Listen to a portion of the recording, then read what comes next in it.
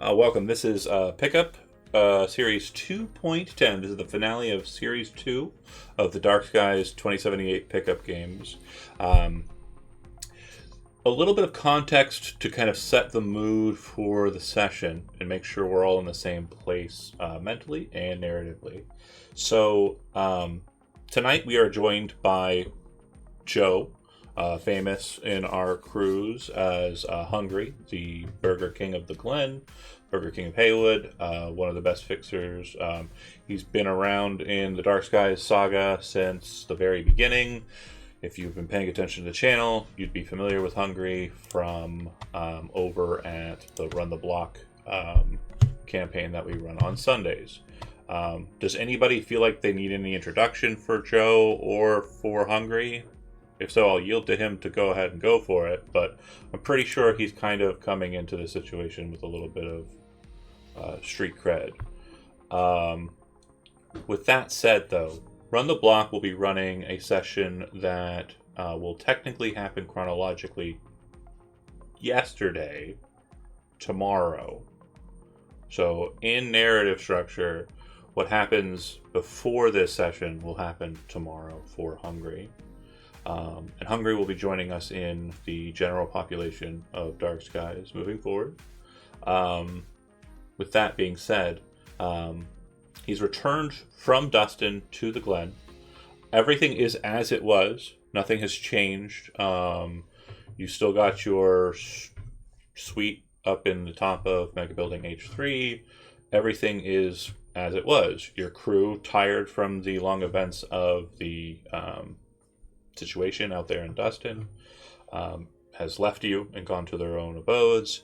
It's late on the 29th of January, which would be the Friday of the week that you are currently in. And for the others, we'll discuss where you are at temporally as well here in a second. The situation is a bit tense when you arrive with the Valentinos. Some of them seem to be kind of up in arms. And what you're kind of getting from everyone, and you pick up from Chino when you arrive in the suite, is that apparently a Edgerunner crew hit a small crew of Valentino gangers in Mega Building H5 earlier today, like this afternoon. And Chino's brother, Alejandro, was killed as a part of that crew that was killed by the Edge Runners. There are no details on the Edge Runners that did it. There's no details on who might have done it. But what you do know is that Chino has sent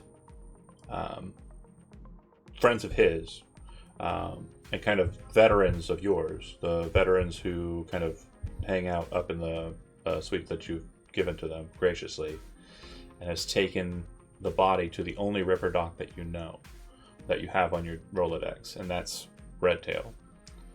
So before I move to the Redtail beat of that, Hungry, Chino and Mac are basically getting ready to drive the truck over to Redtail's to kind of make sure that the body got there and everything's going as expected. Is there anything that you wish to do in Mega Building H3 with your crew, or anything to that effect before we move to the Redtail side of this? Just that I imagine, because we've been out in Dustin, fucking with this scab situation for so long, Hungry's priority would definitely be like making sure all the accounts are well off. All the homeless are getting fed. Tenants that are behind in Mega Building H3, he's moving money around to make sure that everybody's good. With the payout, nobody's getting left behind. With the payout from far away that just dropped in, it's very easy for you to kind of like tick these to where they need to be and kind of make sure that they're ready for the following month, beginning of February. Yeah, seems like everything is on board with that. There's no issues whatsoever there. Chino does seem to be heated. You haven't seen Mac yet because he's down at the truck, so you don't know what his temperature is on the situation, or if he's even aware of it yet. Chino and I like literally grew up together from kids, so I imagine his brother I would be like a cousin to me. And let me kind of explain a bit about Alejandro, since that's the case. Alejandro is a Valentino through and through. Chino kind of dipped away from the family and from the gang to kind of do a little bit more, like his own personal work. And you and him kind of came together in that regard. And your balance with the Valentinos is not one of submission to the gang. It has always been one where you are willing to work alongside the gang, so long as they're not, outright kind of fucking with people who don't deserve it. And they see you as kind of like a necessary, part of the situation. Even more so after Padre fucked with them. But they've always kept you at arm's length.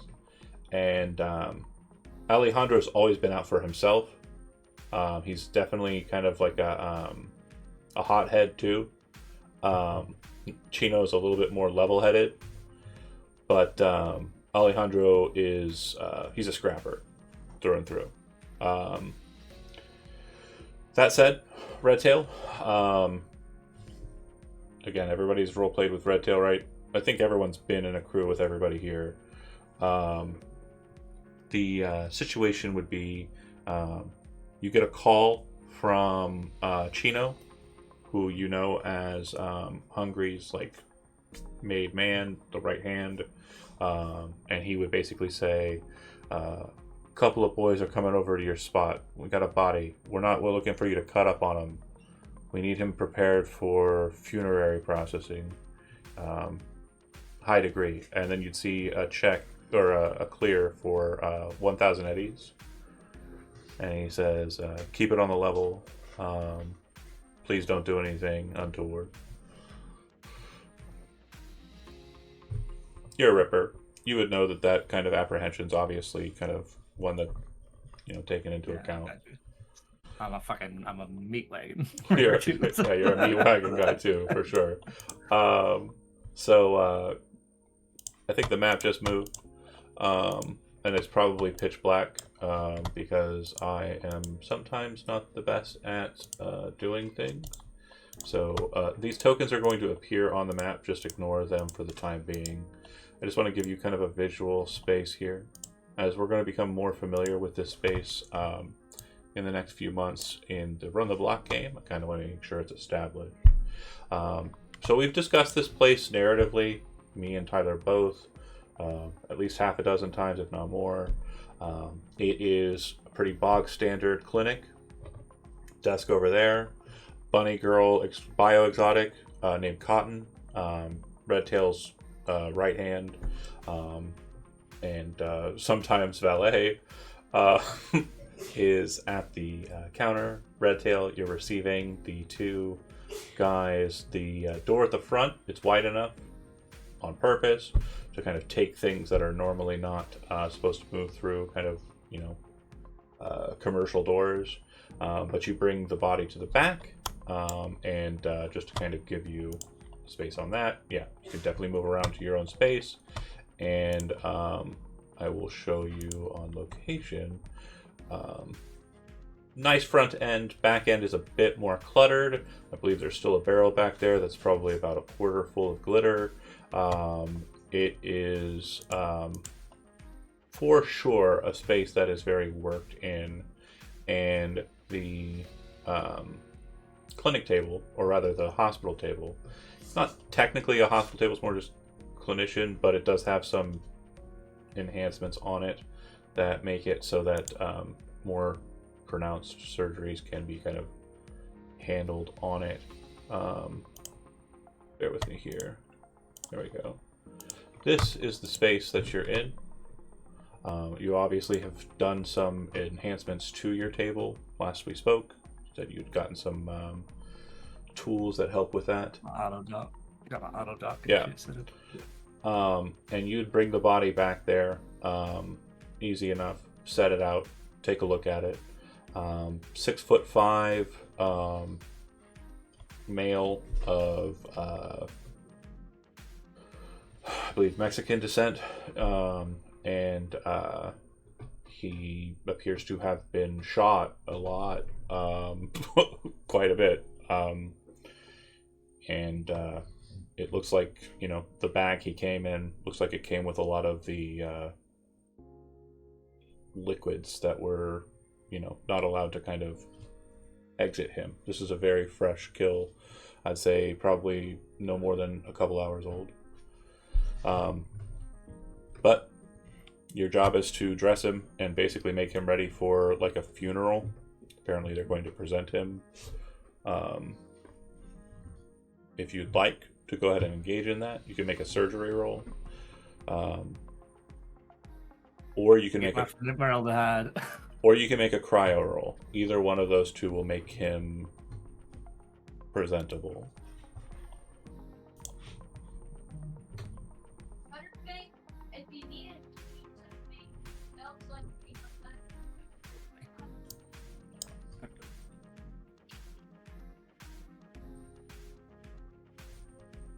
All right.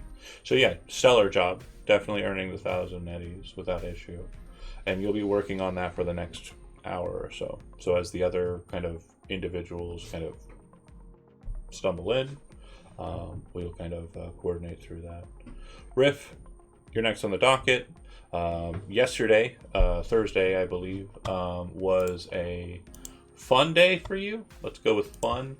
I believe in your chronology, you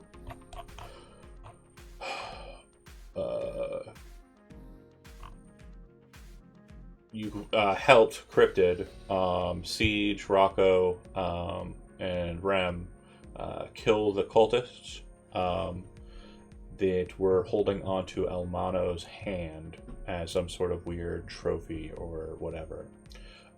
You didn't really get paid for the situation,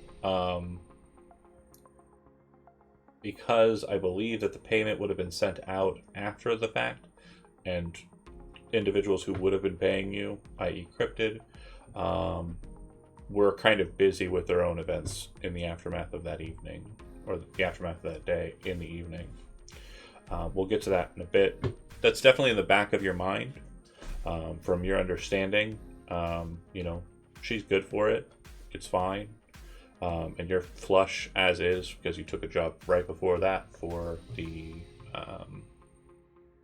Maelstrom gang, against the Maelstrom gang. So that one was a pretty cool gig. But you definitely need some supplies for your party tomorrow. And I say party, I mean gig.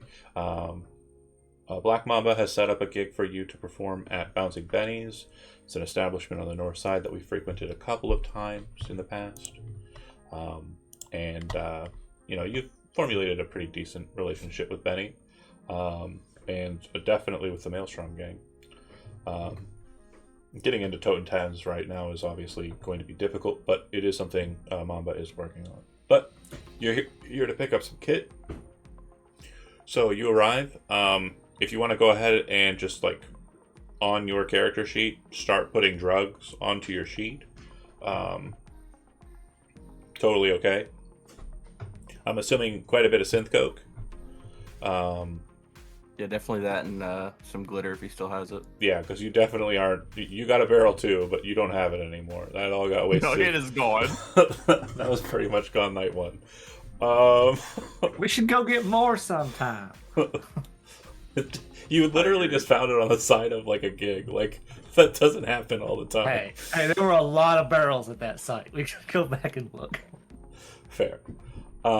But Cotton would receive you, and she'd be the one selling you stuff. Do you ask about Redtail while you're there, or are you just there for business?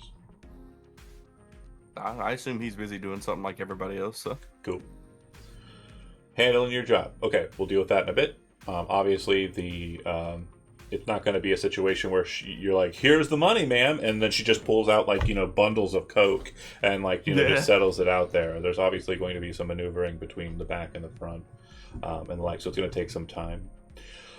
Okay, so last we saw Cryptid, and again, this has happened off screen, and I think this is the first time we're mentioning it on screen. So I want to make sure that this is precise and we understand exactly what happened in the events in the aftermath of session 2.6. So, Cryptid hired a crew. She specifically told Siege, who she hired into the crew, not to tell his boss, who she knew he was working for Militech, not to tell his boss about the gig. Or that she was alive. Or that she was alive, or anything. Mm-hmm. Chad, the player of Siege, Which she's... who we, I will say, she specifically said if he did, Max Tag will be up his ass faster than he can count to 6. correct. Now, I want to make sure we understand. Chad, who we love and adore, we are not coming for you, Chad. You played your character beautifully, but I want to make sure that you understand the situation is very weird because of that, but I love it, and it'll be great for Series 2. But Siege reached out to Ares immediately.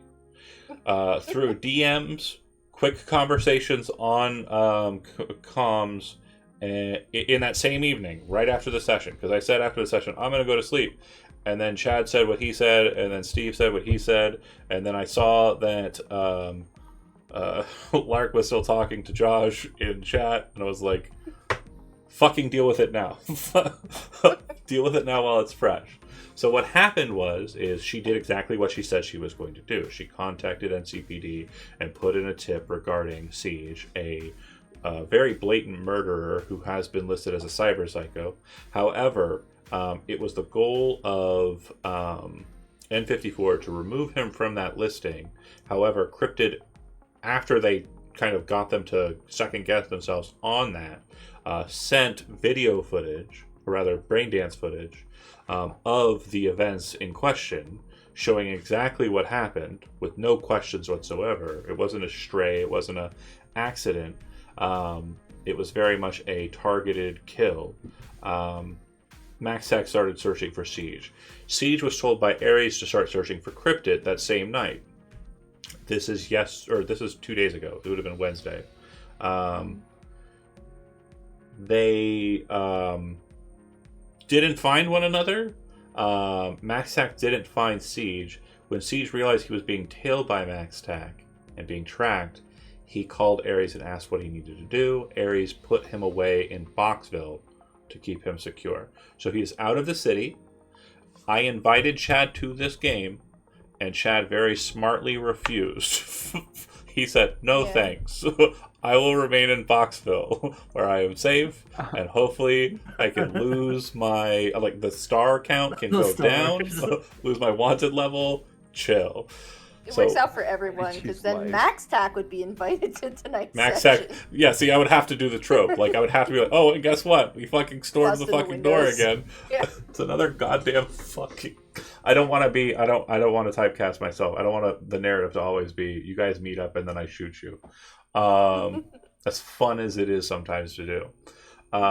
So, Cryptid, your goal tonight is you're trying to get information on Siege, but you are also trying to get more information on what happened on Wednesday.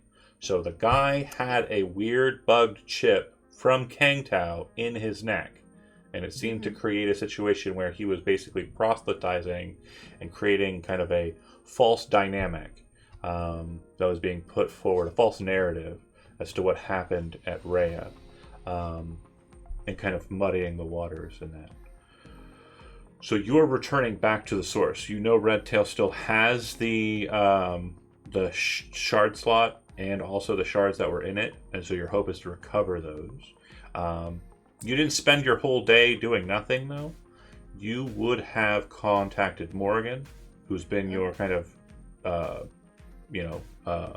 ride or die since... Girl knows how to keep a mouth shut, too. Yeah, 100%. So we had discussed in the prologue, Morgan is coming from Boxville. I'm going to have you make me a human perception roll, Corey. And I know, a weird one to ask of a tracker, nomad, sniper, bike rider. But it's under social, if you're not sure exactly where that's at. Can I ask something? Morgan's a Mox, right? Morgan is not a Mox. No. Morgan is Oh. Anderson's. Oh. Yeah, she's the same gang, the same Nomad pack that Mooney was a part of. Yeah. Hell yeah, that's cool. I don't know why. Isn't there a Morgan in the Mox? Or am I just super confused? Super confused. Morgan hangs with Sounds the Mox, and then Vix is kind of like Morgan, because they both ride the same bike. They're both badasses, except one's a sniper and one's like close quarters. Corey, Okay. give me Siege that. rode away with Okay. Vix. So you are unaware of anything happening in Boxville that is different than normal. It has pretty much just been routine for you for the last few. Your character has been out of the mix for a while. I understand work and all that. Totally chill. I believe the last one you were in was the same one that Riff was at when you and Riff, the N54 crew, and Redtail got hired by a Maelstrom cultist to blow up another Maelstrom cultist. That shit was raw as hell. But after that kind of like gig, you've been kind of just doing your thing. That would have probably been Tuesday, I believe. So you've been doing your thing at Boxville, but it's been getting kind of boring. And the Militech kind of presence here, it's definitely kind of stifling as well. They're not upping the number of people they have there. It just seems like there's more exec types kind of around talking to Jumbo and hanging out with them than you're interested in fucking with. So you get a text from Cryptid. Cryptid tells you what she needs. You head back into Night City. That's where you're at. That would have been on Thursday. You two have been rolling together since then. On Friday, in the evening, that's when you feel it's best to go and check in on Redtail. Now, obviously, there are some protocols that you two have engaged in before in past gigs. I'm assuming you're not just walking into Redtail's clinic. No. Okay. So you're watching it out and making sure that nobody is there that you don't want to fuck with. You would see two guys with a body go in. Two guys you don't know. They look like just jobbers, goons, just absolute kind of like, punks. Not edge runner like class or anything, but like just guys, right? And they come in with a body. You can tell it's a body, but it's in like a blue kind of body bag. And then they leave without it. Then soon after, you would see Riff get off of a bus nearby, walk over, enter into Redtails. After seeing that, do you wish to go into Redtails and do your business, or do you want to hang a bit still? I think I'll hang a bit still. Okay. Not interested in talking to Riff or putting yourself out there in that regard. Okay. Not right now. So then Hungry, Chino, you and Mac would drive up in the food truck. Cryptid, Morgan, you would see the food truck. Mm-hmm.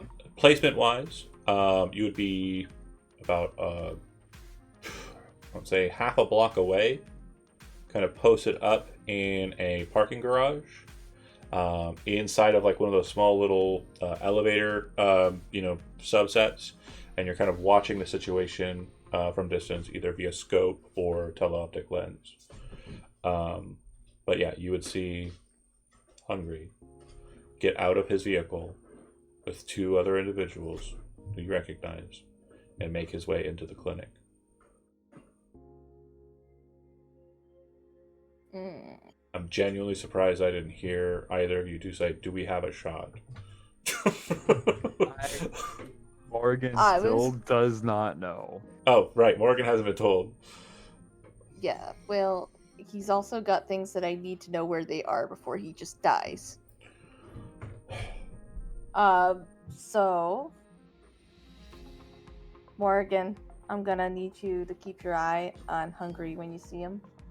He's, we got some issues right now. Do you trust me on that? We'll go with that for now. I'll watch out. This, yeah.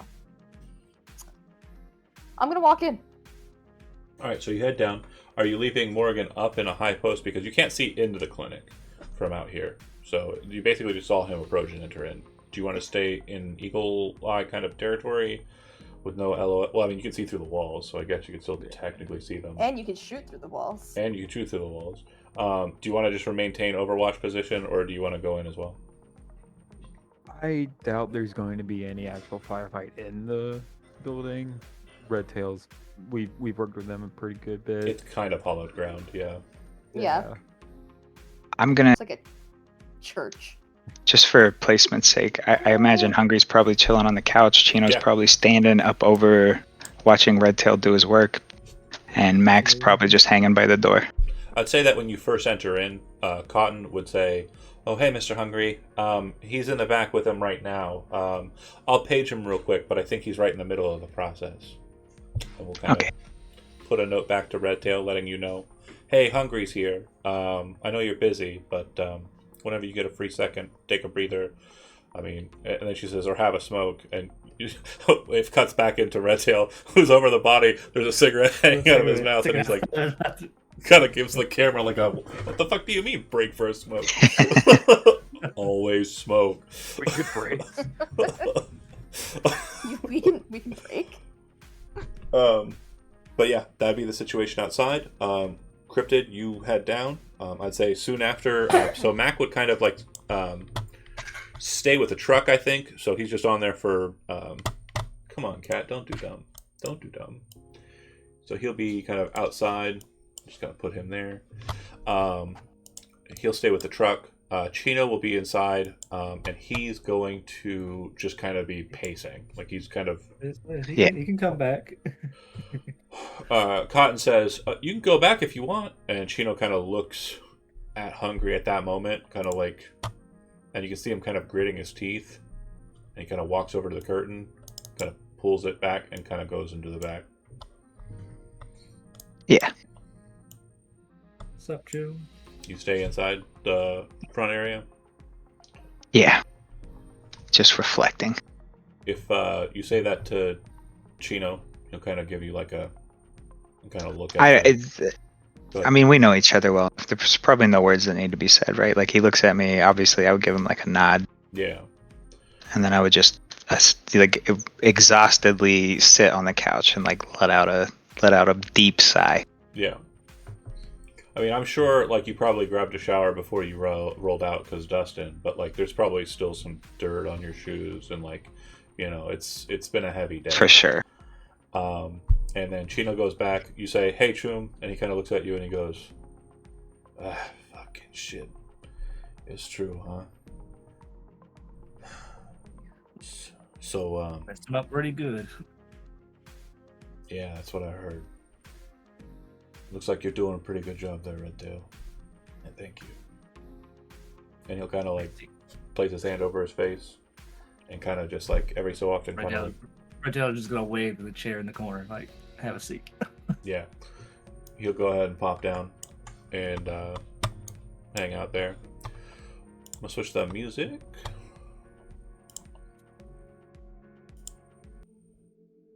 The door opens. Cryptid walks in. And Morgan, you said you were going in as well? I was watching outside. You're staying outside. Okay. Cryptid walks in. Hungry. You see her Immediate. Yeah. in silhouette. Eye lock. And Riff just there with a pile of coke. Yeah, it's like double drugs. It's about halfway. It's about halfway filled. Wait, where's Riff? Riff's at the counter talking to Cotton, buying drugs. Over here? Okay. Right here. Right down. Why do I Right, your boss music. Sorry. Yeah. So Cryptid's gonna walk in, you know, kind of like she owns the place, but not really. Just gonna look to Hungry and be like, well, I was wondering when we were gonna see you around here again. Been a while since you graced us at the Glen. And she's gonna walk over here to Bunny Doll and lean against the counter. That is not Bunny Doll. That is Cotton. Or Bunny no, Doll's Cotton. Sorry, Cotton. Yeah. I get them confused. It's fine. One's Anyway. named Bunny Doll and is not a bunny, and one is named Cotton and Cotton. is. Yeah. Funny. Yeah. When you walk in, Hungry's probably like leaning back in the chair, looking up at the ceiling, just a tired look on his face. But when you walk in, hey kid, it's good to see you. Is it? I mean, yeah, you're still above ground. Mm. There's a lot of people who didn't realize I'd ever make it back up above ground. Yeah, I know. I'll never forget what you did for me. For you. You think I did that for you? Nah, I mean, it's the reason I hired you. I figured we were on the same page. You did it for the right reasons. It's just unfortunate how everything worked out. How exactly did it work out? I mean, I know what happened on my side, but I realized recently I really haven't heard from you since then. Yeah, I've been busy trying to handle the scav business. Mm. You kind of missed a lot, didn't you? Like, What do you mean? And Hungry would immediately like shift from the relaxed back in the couch to like sitting upright. well, I mean, since you fucking up and disappeared, a whole lot's been going on. You got my fucking number, don't you? If you needed something, I'd be there for you, like I always have. Yeah, well, here's the thing: is I don't really care for calling people who associate themselves with like the big numbers, you know? Big numbers. Yeah, I mean, top of the list, like Meredith Stout, she doesn't really like me, and I'm not a friend with people who are friends with that sort of crowd. Yeah, I'm not a big fan either. I've been looking over my shoulder for Meredith ever since Rhea. For a payout or what? Nah, I just always expected her to tie up loose ends. Why would you expect that? She hasn't come after me. I'm glad for And I'm that. kind of wondering why. And I don't know. Seems like a lot of AV's been gracing Building 5. No, not really, just the one. Mhm. Hungry would stand up. And it's building 3. Building 3? I'm sorry, I thought it Building was 5. Building 5 Hey, is I where got you. Alejandro I know what you lives. meant. Okay, Yeah. I'm so sorry. It's okay. Building Just 3. want to clear. Whatever. No worries. Just the one? The one carrying Meredith Stout? Yeah, just the one. What are you getting on with here? What are you talking about? I mean, word has it you talk to her quite a bit. Maybe not often, but well enough. Whose word has it? You don't need to worry about that. Oh, I think you've been listening to the wrong fucking people, because it was just the one goddamn time. Mm-hmm. Before or after? Pause for a You second. knew about... Pause for a second. Human perception on what just happened there, from cryptid to hungry. So go ahead and roll human perception, because he Which does I think one of us- I think Riff should roll it too, right? riff as well. So hungry said something very pointedly, and I want to make sure that that is very clearly looked at as a moment to kind of pause on. He said only the one damn time, and he kind of stated that as a point of fact. Riff is absolutely just looking at the stacks of drugs, and he is so excited. impressed. Why But is it not he rolling? does understand angry, and it does sound like Right. angry. There we go. Cryptid, you see through it, and when I say through it, what I mean is you see the emotion that's being pushed there. Mhm. He feels like he is being redressed by you in this moment, obviously, because that's what's happening. Yeah. But when he said that, he was absolutely standing on business, and his eyes are very pointedly looking at you like you're fucking wrong. And he's absolutely standing, like, fully. Basically, every measure and every read leads you to believe that Hungry has only met with Meredith once. That is not what Doji said. Mm-hmm. And I just want to...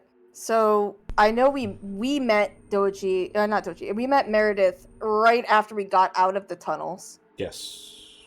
Doji showed me... Quick. Notably, Hungry kept himself out of that business. He did not talk to Meredith at that point. No. She talked at him, but he basically was like, fuck all that.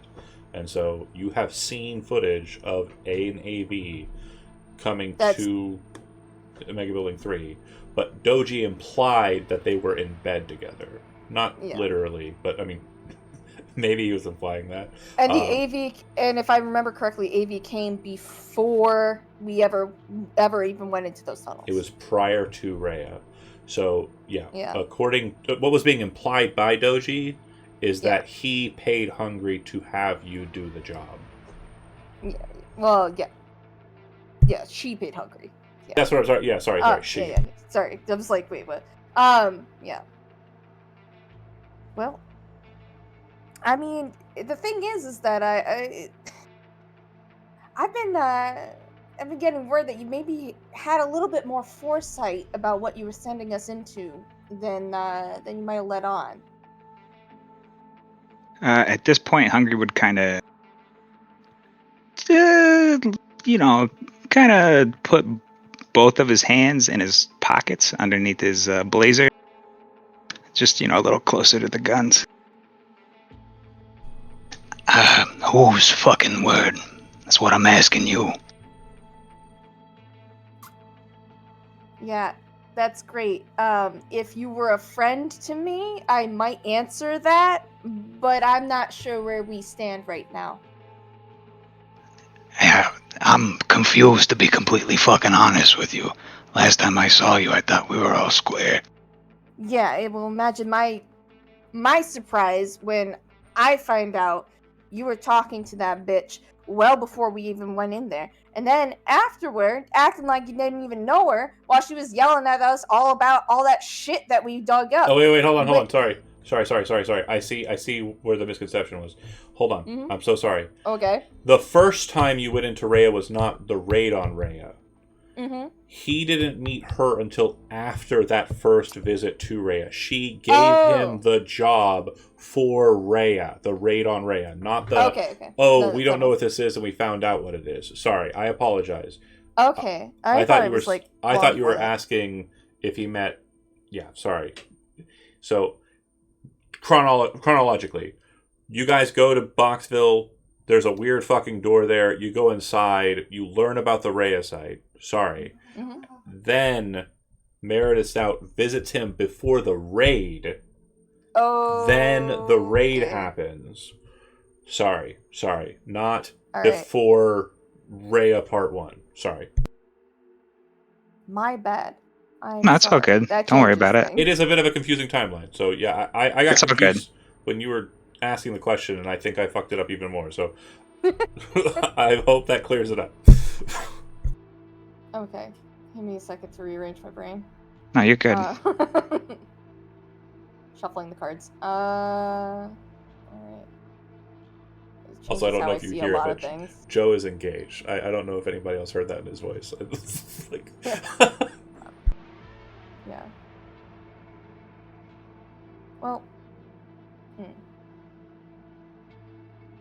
I guess what I want to know is exactly how much did they pay you to send a bunch of fodder down there to get themselves killed so they had a nice cleanup? What was the price that they put on a bunch of nothings that you supposedly support and were supposed to be helping us get our asses off the streets? A bunch of nothings. Mm-hmm. Hungry would reach into his blazer and pull out a cigar and light it. I don't know how you feel about me reaching. Oh, she's cute, cool as a cucumber. She's leaning back against that desk. She's not walking. She's not. Her hands are visible.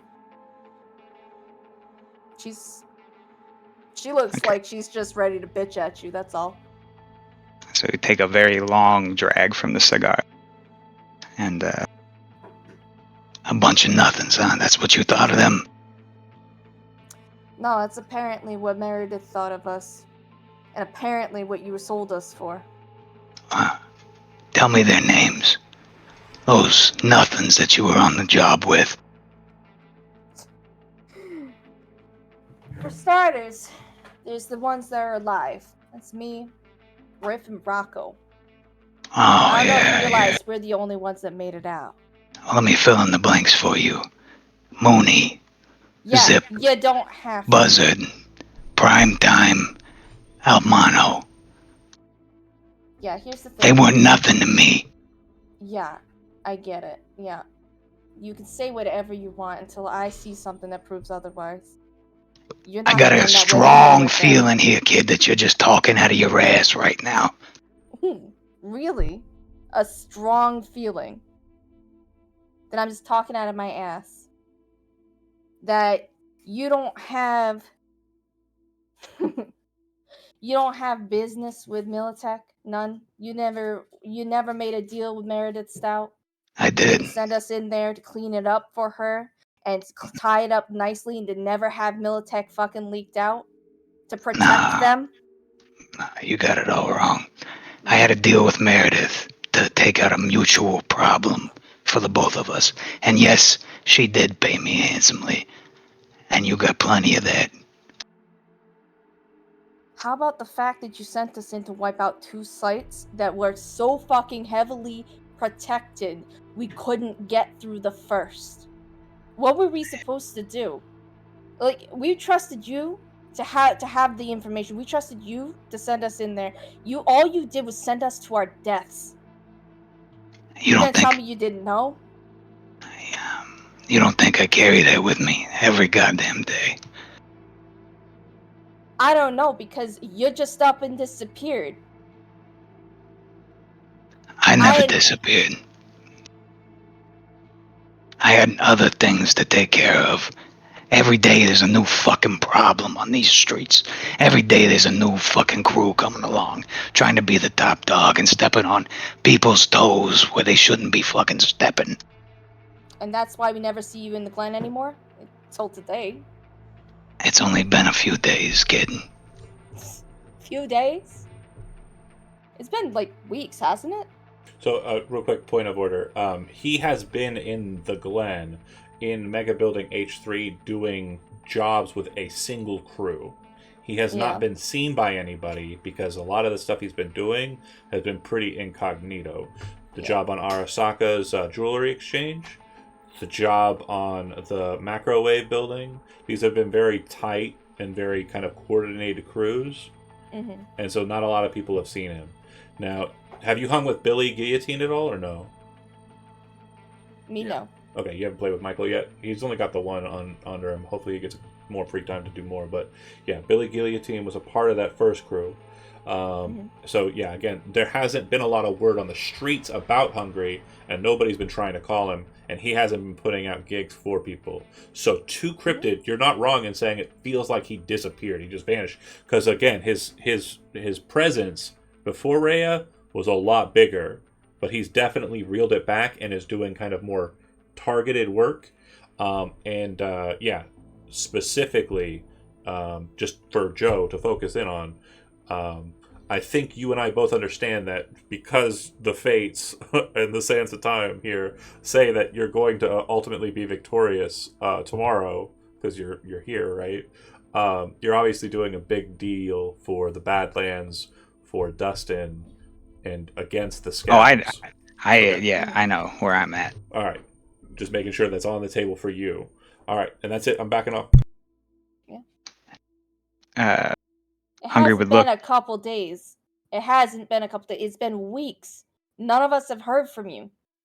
None of us can get close to you. No matter, the jobs just disappeared, and you want me to call you and what? like we don't hang out. Like you're not available. You're not around. You just abandoned everyone that you sent to their deaths. Hungry would take another long drag off the cigar and look at Cotton. I think your boss needs help back there.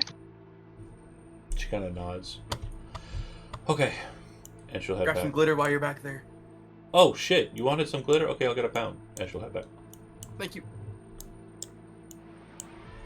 Redtail, switching the scene real quick just to give them a second to breathe. Just a quick update on that. Chino will kind of like look at you and say, looks like you're pretty much done. Can I get a moment? Just alone? I'm gonna nod at him. Just Yeah. and close the curtain. Close the curtain. You see him stand up from the chair and kind of like... You see his silhouette in like the light in the curtain. And then you see his like shoulders and his head kind of shaking. And you can hear kind of like sobbing coming from beyond the curtain. Cotton comes over to you as you kind of get up and are walking towards the front. And she goes, oh. He sees her walk back and kind of raises an eyebrow like, what's up? And she says, Mr. Hungry said that they needed a moment alone out there. But, I mean, it's your shot, boss. I'm going to grab some glitter for Riff. And you kind of pause for a second. So that took a couple of seconds. I'm going to have Hungry and Cryptid continue. And then basically when I say you're in Redtail, you're walking out. All right, continue. Sorry to cut you two off. Go ahead. Hungry would slowly start to walk from around that backside area, like towards Cryptid. What's gotten into you, kid? What is this all about? What's gotten into me? Maybe you'd fucking know if you paid attention. Nah, see, I always fucking pay attention to everything I can be. I've been around. I don't know what to tell you. You come to me if you need work, and I'll give you work. You haven't come to me. That's not true. I've been picking up every job that's come along. You haven't been putting out jobs. There's a goddamn 100 or more fixers in this city. You haven't come to me. Last I checked, fixers usually set up a job and then hire people for it. You don't usually go to a fixer and ask them to make a job for you. That's not how it works. There's got to be a job available.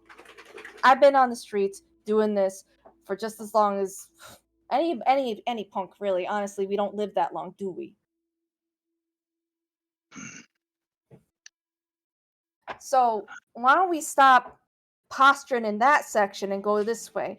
Do you even know what the fuck is going on in your own town right now? Have you been paying attention to the shit that's been going on? Cause I have. Have you been keeping count of the people going missing?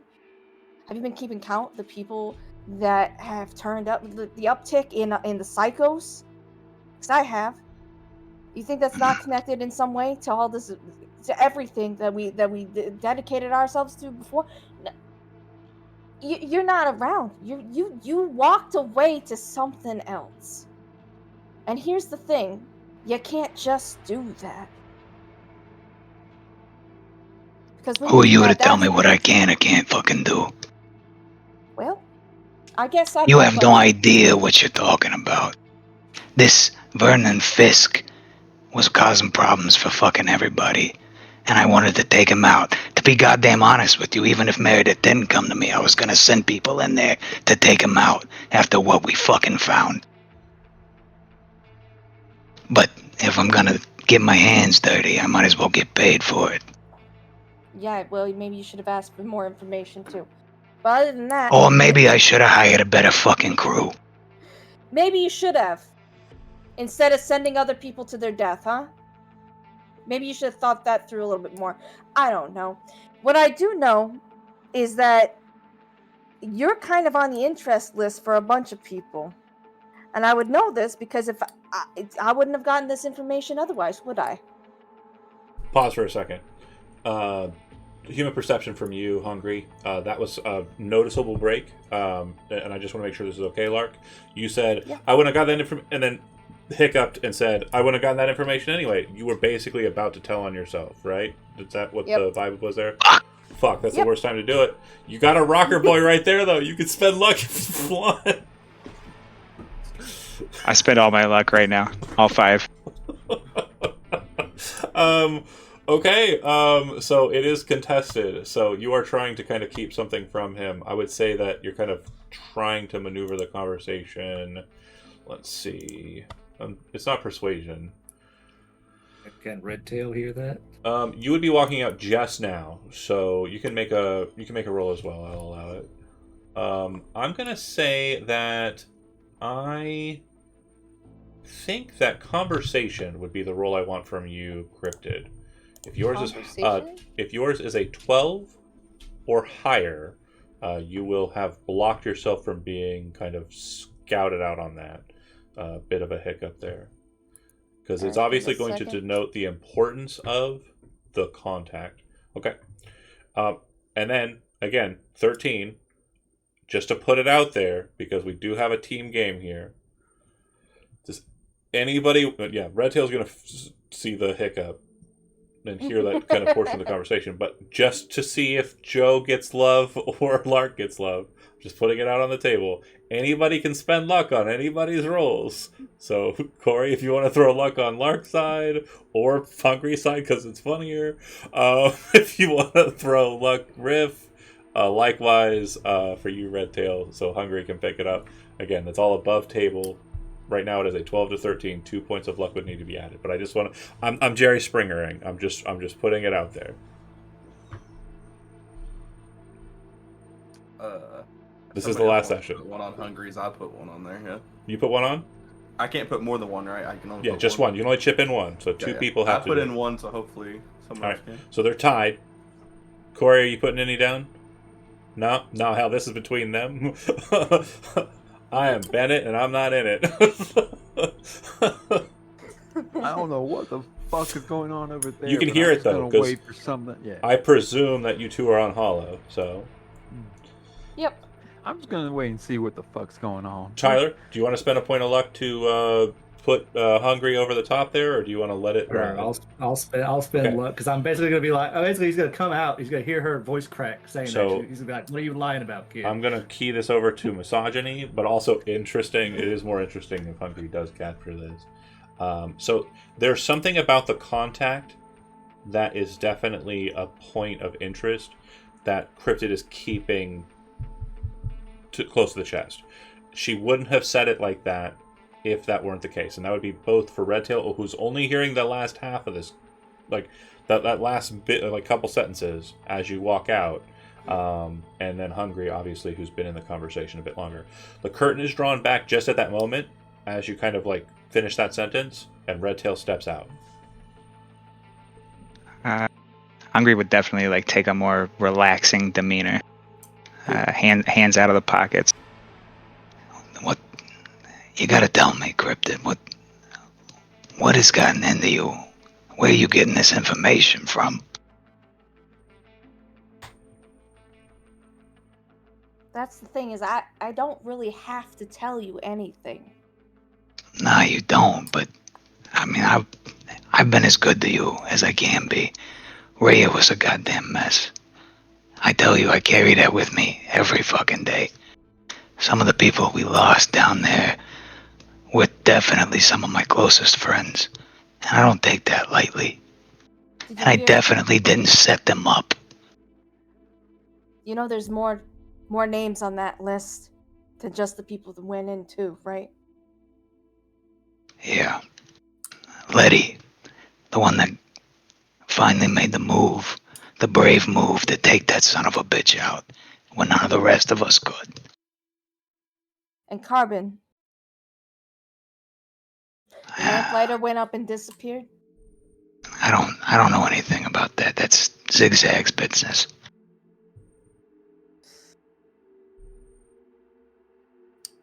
True. Yeah. But it all ties into this, doesn't it? Big old fucking mess. I don't even know what we're doing right now. I was happy to see you when you walked in. I'm having a bad fucking day. I lost someone who's like a brother to me back there. I'm being completely honest with you. I don't know what you want from me. Yeah, I regret sending you guys down there. If I could do it over, I wouldn't have. But that motherfucker needed to be stopped. He was running his own black cell operation under Militech, and he was causing problems for everybody.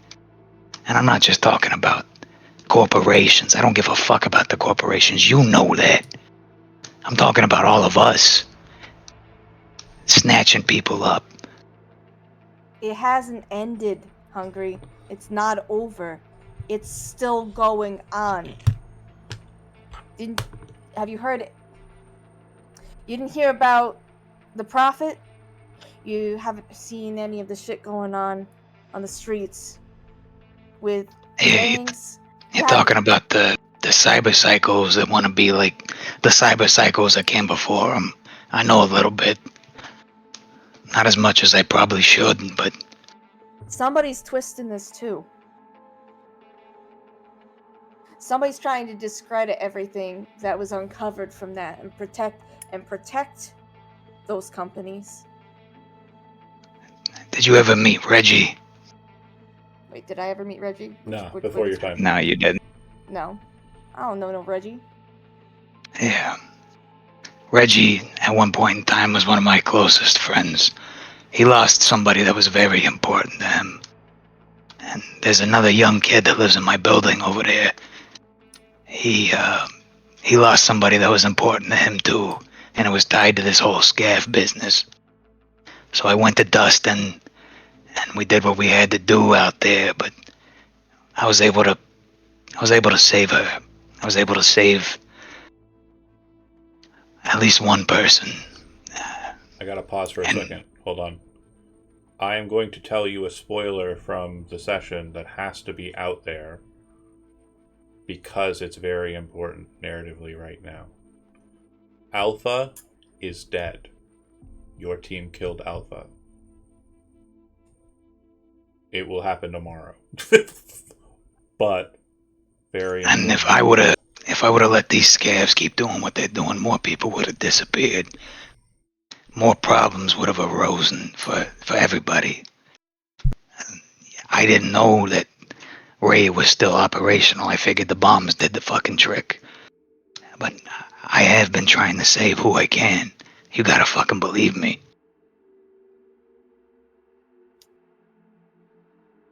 Reggie, he wasn't able to save his, and well, it went bad. I haven't seen him since. I didn't want that to happen to this other kid.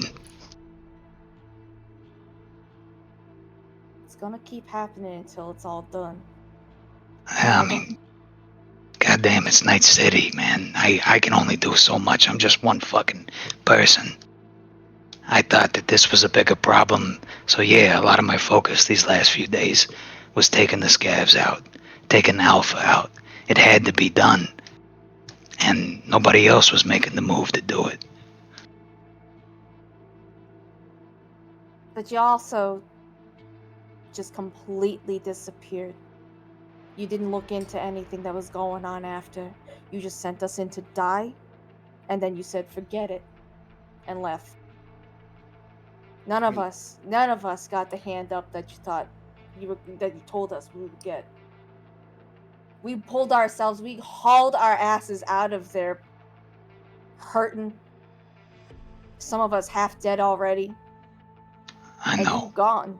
And you've just I gone. know. You don't know what else was. Do you know how rumors start? Nah, I mean, please tell me, because you seem to be pretty fucking hip on rumors right now. That's my entire business. My entire business is getting rumors and figuring out which ones have any weight in them. And let me tell you, the ones that I got concerning you, the weight behind them, Yeah, but it's bad. you know, It's bad, Hungry. You know how misinformation goes. You seem very keen on protecting whoever this source of yours is. And I'm being completely fucking honest with you. It's a bunch of bullshit, kid. John, remind me the name of the person on Soul Chip. Shit. Chowdhury. Anika Chowdhury. What is it? You're talking about the soul chip? Yep, the one that I'm supposed to be getting. Anika Chowdhury. Hungry. Maybe this will clue you in a bit, but tell me what you know about Anika Chowdhury. I don't know anything, right? It's the name of the individual on the relic chip that you stole during the heist or the infiltration. Yeah.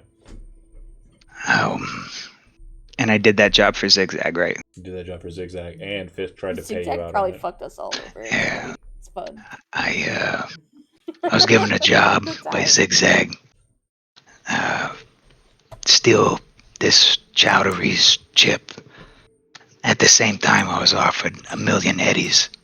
1 million fucking eddies from Militech to hand it over to them. And I didn't. Because I don't trust those motherfuckers. So I did the job like I said I was gonna do for Zigzag. Handed it over to him. Don't know what happened afterwards. It's not my business.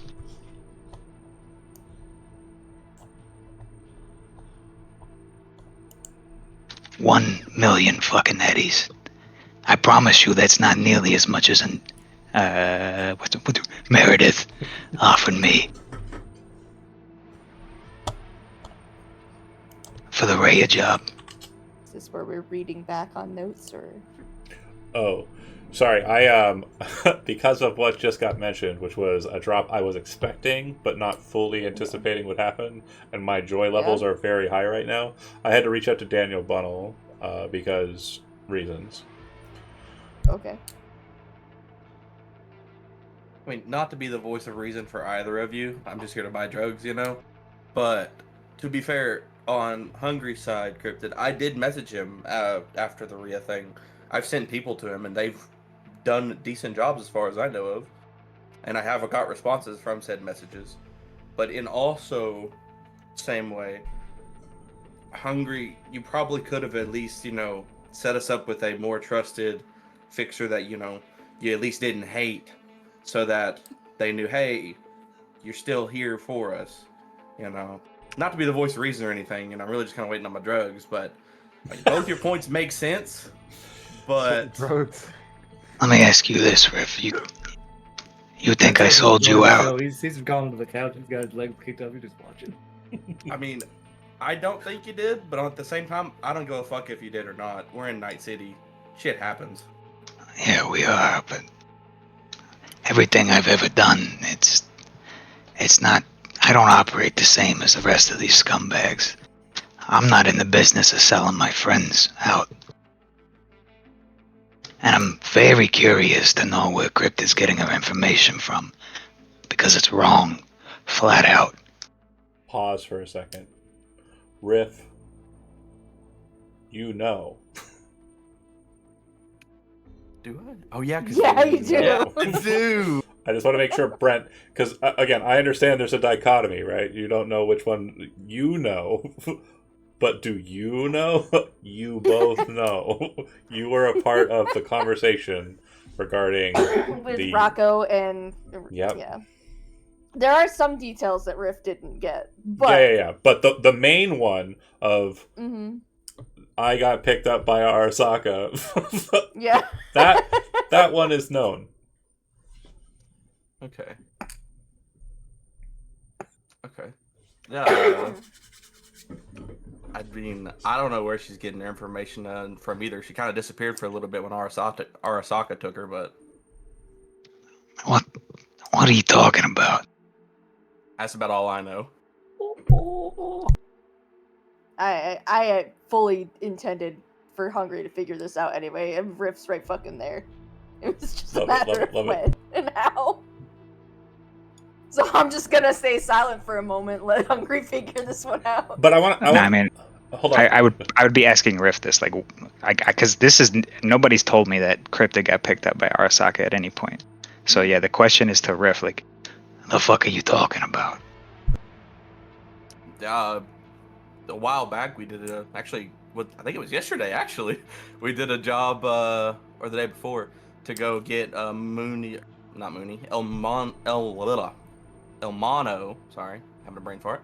We went back and got El Mono's hand from some like poser gang. It was pretty interesting, but yeah, we did a job there, and before we went to the job to go get said hand back, we sat at some restaurant and talked, and it was me, Cryptid, and Rocco, and she let us know that, you know, hey, Arasaka took me and they told me this shit, and then boom. So you're getting all this from Arasaka. I got Back to into Crypt. I got into some of their video footage. I saw some very interesting things, including your meeting with Meredith Stout, your Yeah. possession of some things. I mean, I haven't lied to you about that. Yes, Meredith met me, and she offered me the Eddies for the Rhea job. So what the fuck are you doing, holding someone's soul hostage? Pause. You got picked up by Arasaka, taken to one of the strongest fucking fortresses in this city, and you just walked out with some crazy fucking misinformation. Misinformation that came from video footage. Yeah. Yeah, I met with her the one fucking time. I don't know what else to fucking say here. Pause for a second. Sorry. Beat. At that moment, two things are going to happen. First, a text is going to hit Hungry's Chiron. It is from. Bear with me here. It is from. God damn it. Zoe? Yeah, Zoe Valentino's. Cyberpunk. Why are you doing this to me? Zoe Alonso. Zoe Alonso is the current head of the Valentino's gang. She says, "Is Chino with you?" Yes. Location. And it seems like a not a request, it's like a demand. Red Tails. Okay. At about the same time, I'd say maybe about a minute before, Morrigan, you get a message that says, "Hey, it's Jumbo. You wouldn't have to be out with Cryptid at all, would you?" Oh god. Which is, again, a very weird question coming from the leader of the family. But one you can answer honestly or not. I'll just say, what's up? Why? The Militech folk are asking about her. They're looking for her. They got some questions to ask her.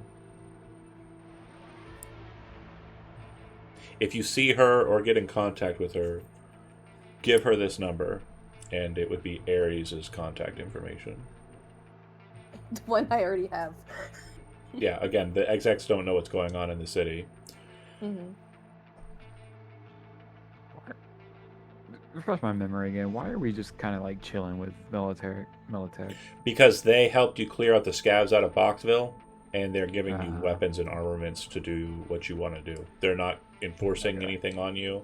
All they're asking you to do is do what you would normally do, is use their armaments to murder scavs and wraiths. And that's what you want to do to make sure Boxville stays consistent. So, Using you as a proxy. effectively, you're fighting a war they don't have to fight. They want to do what you're doing. They want you to do what you're doing, and they could do it for you, but instead they're just supplying you. It's the same thing they're doing with the Mox right now. Okay. It helps keep their name out of certain tabloids. Technically, it is illegal for Militech to operate in Night City, Boxville included. So, yeah, it's very much easier to supply gang activity. Yeah. All Oh yeah, right, U.S. military and the Russian. Yeah, exactly. I didn't want to say it. So yeah, I'll just text back basically like, all right, I'll see if I can let her know. Thanks. All right. So that happened, and then that text is happening. So you would see Hungry's eyes in the midst of the conversation light up blue as he kind of follows through on the text. But no reply yet for me, right? Do you give She asked where I was. I said Red Tail. location? Red tails, no reply. So to you, you would understand that it means that she's probably on her way.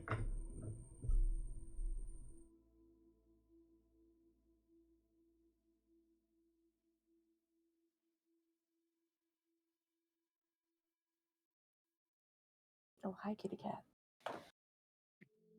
Silence is palpable. Uh, What's up?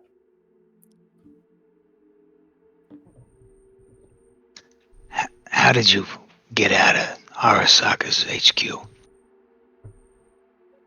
Wasn't easy. I know you're capable. They happened to just underestimate me a little too much. They took off my bonds. They put me in some bigwig's office. They left me pretty much unsupervised, and I found a hole to get out. I mean, like I said, I know what you're capable of. I'm not trying to downplay that, but we're talking about Arasaka's building. It's not an easy place to get out of. I mean, there's probably 100 goddamn. what's Arasaka's like kill unit called? Besides Oh. Atom Smasher. Ninjas, just ninjas. They got There's ninjas. There's probably 100 or more different ninjas inside of that building that could have activated at any point in time to stop you from getting out. Maybe they didn't care if I did or didn't. You know they got the technology to rip whatever they want from my head. Yeah, or They just maybe, need to get me in. they planted misinformation and let you walk out the door with it. That's also possible too. I mean, I didn't say that they didn't let me walk out. I said they left me unsupervised. I'm telling you again, Cryptid, I'm not downplaying what you're capable of, but a lot of people have tried to get in and out of that building unsuccessfully. Again, like I said, they left me unsupervised. They either underestimated me or they got what they wanted and they just didn't fucking care at that point. Pause for a second. Persuasion roll from Cryptid.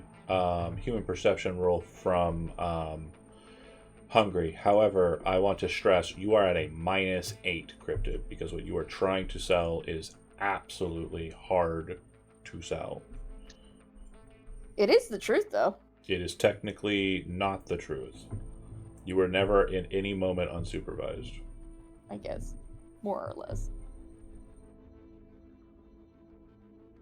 Good persuasion roll. It's an 11. God, okay, this is how tonight's gonna go. This is dope.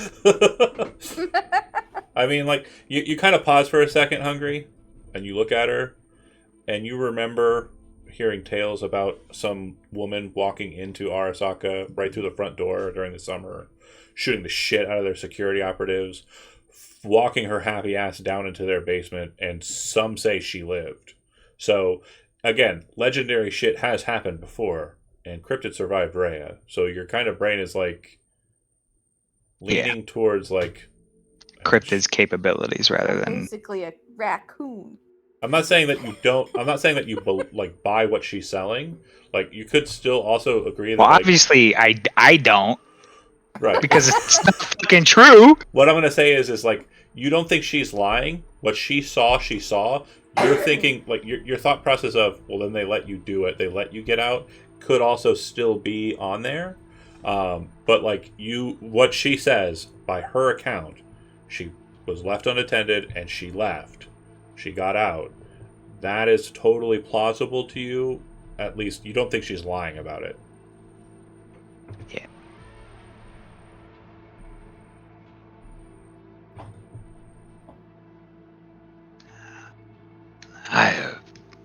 at a loss. I don't know what you want from me, Krypton.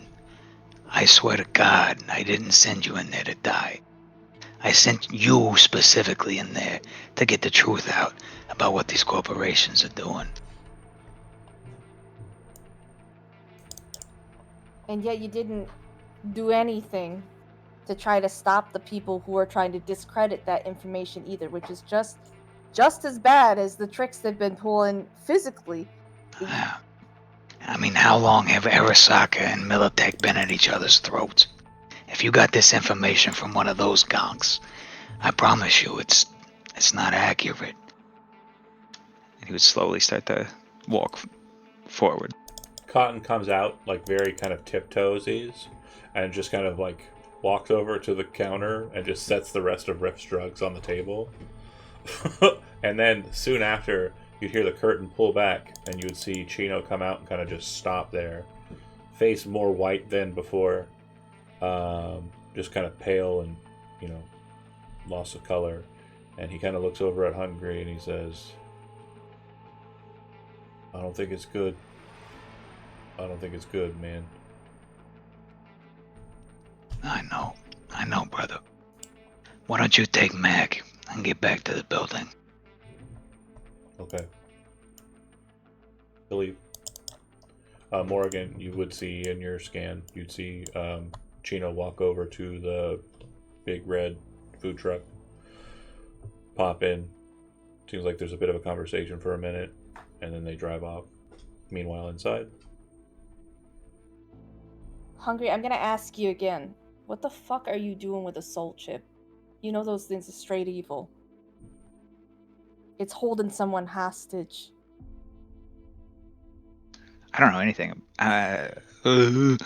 Hold on. So I want to make a clarification. You gave the chip to Zigzag last time you saw Yeah. it. Out of character, it is in your building.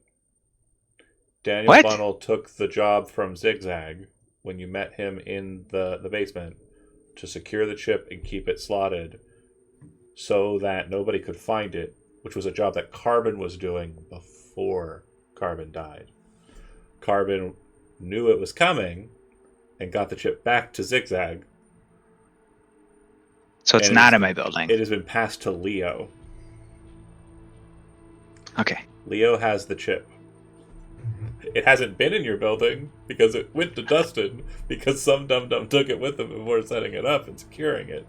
So it has been live, which is why they know approximately where it's at.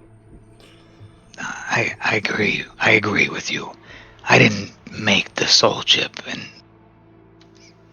like I said, it wasn't my business. It was Zigzag's. I did the job and I passed it along. I didn't keep the fucking thing. Who'd you pass it to? Because if it didn't go back to who it belongs to, their loved ones, then it didn't go back in the right hands. No, yeah. You're right. I mean, you got me on that one. I took the job for Zigzag, who is way above my pay grade, by the way. And I didn't ask questions. It's not my business to ask questions. I did it. I passed it along. I haven't seen it since. If you can get me that chip, I can find out why Arasaka wants to discredit you so badly. Because as far as I'm concerned, as far as I know, someone's setting you up too. And it's got to do with Rhea. Because all that information was tied in with all the records that they had on what happened after. Everything that was pulled, all the bodies. You know the bodies, they recovered them. Who was it that had them? It was Kang Tao. Kang Tao.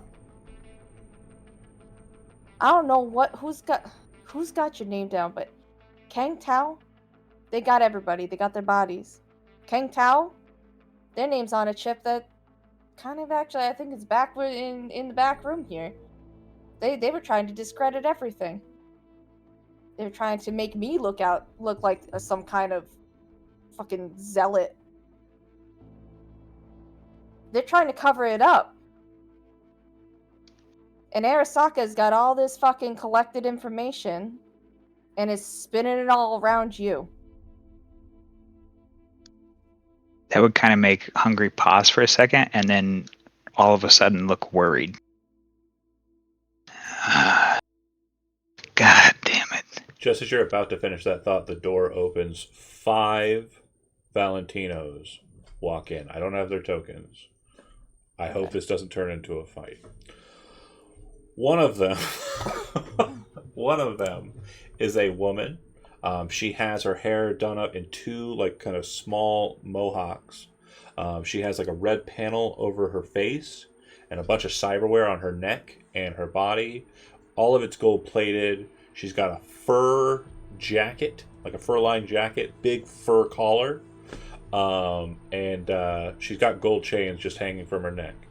You would recognize this woman, Hungry, as Zoe Alonso. Empress. Zoe Alonso. Empress is the leader of H3. She Okay. is the leader of the Valentinos, period.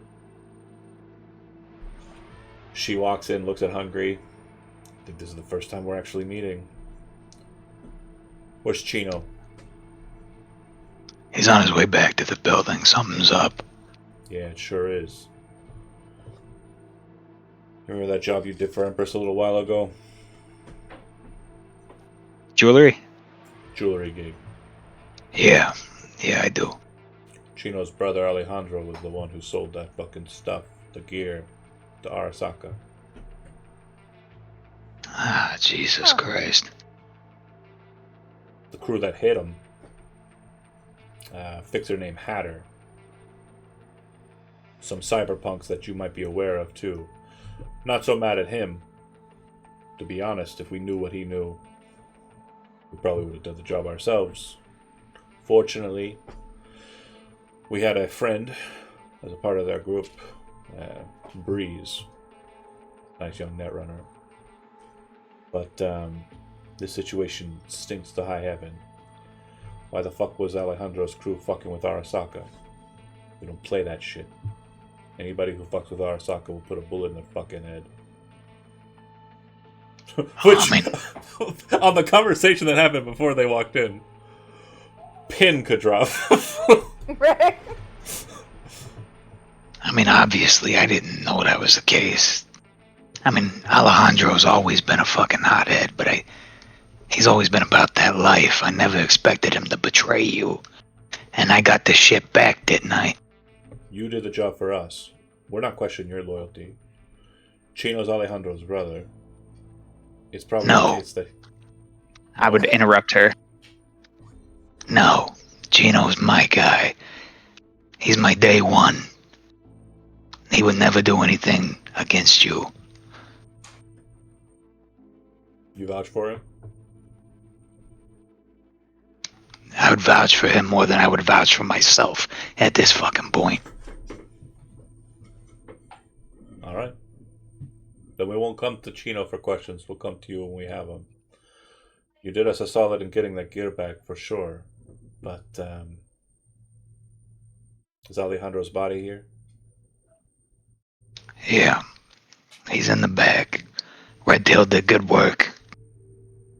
He's ready for the family, for his burial and his last rites. You can see her, like, lip twitching. People who come against the Valentinos don't deserve that kind of honor. I mean, I'm gonna cut in. Everyone deserves that honor.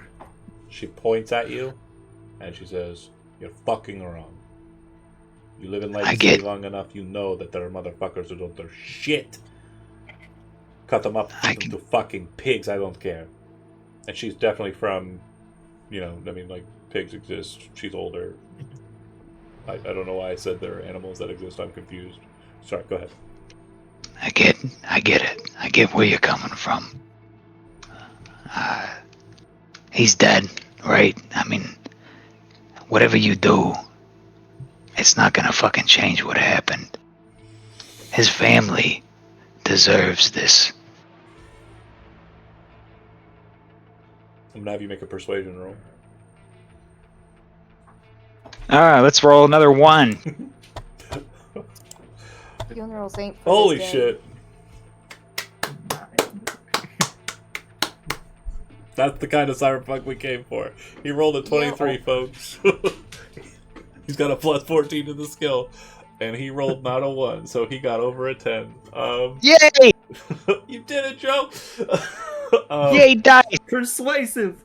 Sometimes the bane of all that exists. She would look at you, and she would say, you want this to go through? You want him to have his body put to rest in a more noble fashion than what I was thinking of doing? I do. And I'm willing to pay for that. Yeah. Whatever the cost. I don't deal in cash with fixers unless we're doing a job. So you owe me a favor. Here. Anything.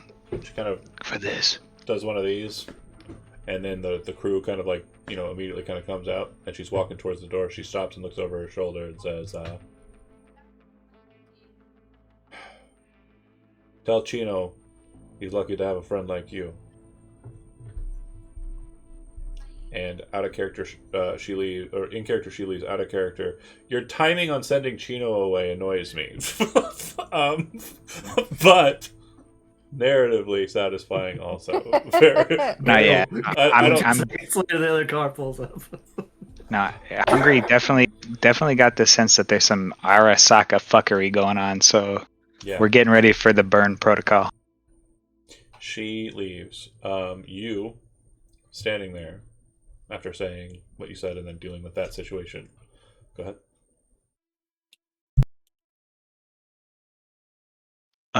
Back to cryptid. Listen, I'm tired, kid. I knew it was only a matter of time before somebody was gonna come after me and try to cut me down. If you think I sold you out, And he would step right up next to you. you can put a fucking bullet in my head right now and be done with it.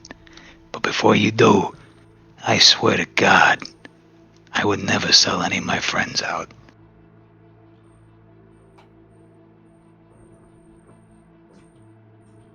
The hard part for me right now is that she's not stable. He Yeah. just asked her to put a bullet in him. So What I'm did gonna have you do, because this is a very interesting point. Yeah. But mechanics are obviously where we lean to. Go ahead and make a concentration roll. Where's concentration? It is under awareness. Oh, goodness. There it is.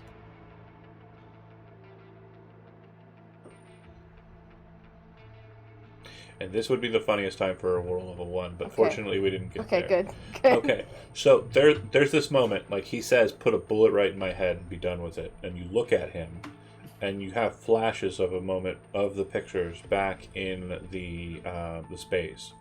And the thing that brings you back over the edge, the thing that kind of pulls you back away from falling off and dropping into cyberpsychosis, is the look on Doji's face. It's something you didn't really take into account during the moment. But he looked so goddamn smug. He looked so goddamn sure of himself. He played you like a fiddle. And you're pausing for a second and looking at Hungry, who's staring at you saying, my life's in your hands, kid. But listen. And you kind of pull yourself back. Go ahead and roll a d6, add that much humanity as a modifier to your humanity total. Hell yeah! I might not actually fucking lose myself. 3 humanity. That's a good amount. Because I feel like Before that D6. moment too, and correct me if I'm wrong here, Joe, but that's basically Hungry like saying, I'd die for you, kid, kind of situation, right? 100%. I wanted to finish it with, and you are one of my friends. Yeah.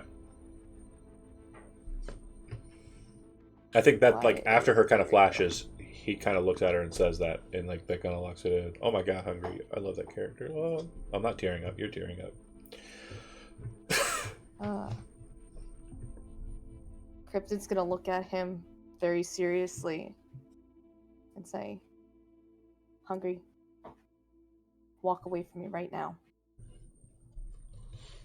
You won't get Yeah. another chance. I'm sorry.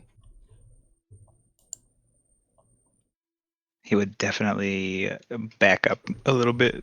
Thank you for not killing me. Nah, cheeseburgers haven't been her currency since Arasaka. You know that. They're right outside. We can go get them right now. No, actually, they're not. They're on the way back to the house. So- Never mind. He would But he would start towards the door and then stop and turn around. What did they do to you, kid? I don't know if you want to know that. Are you compromised right now? I think I'm the only one who isn't compromised right now.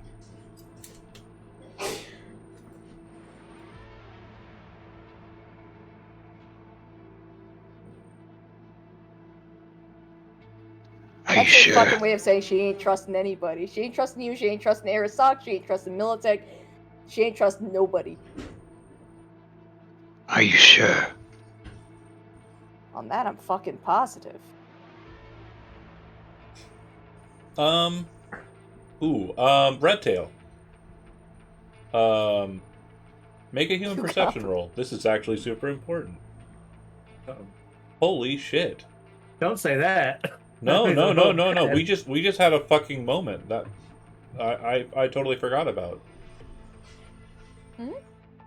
Yeah, no. We are in a weird state, and that's sufficient because it is a very common situation. You know the telltale tics and motions of cyberpsychosis. Like, there was definitely a moment there where Cryptid looked like she was ready Tackle to her. do the deed. So, like, she's not cyberpsycho, but you can tell, like, there are, physical gestures, like, motions, very noticeable tics. And these were never present in Cryptid. You've known her for a while. They didn't seem to be present when she dropped off all of the gear the last, bit of it, but it was very noticeable in this moment, this exchange. So, I would She's say riding that an edge. I would say that you would be able to tell someone is definitely kind of, the chrome is definitely hot inside of them.